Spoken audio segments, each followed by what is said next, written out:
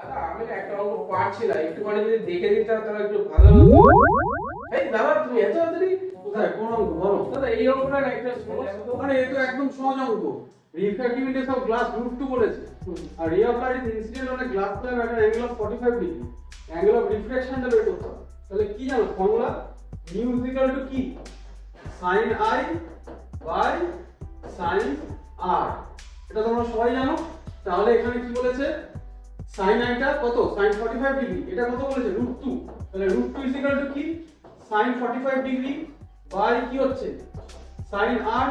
তার মানে এখান থেকে আসছে কি? sin r is equal to sin 45 ডিগ্রির ভ্যালু কত? sin 45 ডিগ্রির ভ্যালু 1/√2 বাই √2। তার মানে কি হচ্ছে 1/√2 বাই √2 বাই 1 মানে কি 1/√2। তার মানে কত হচ্ছে 1/2। তাহলে r এর ভ্যালু কত হলো? sin r মানে 1/2। তার মানে কত 1/2 মানে sin।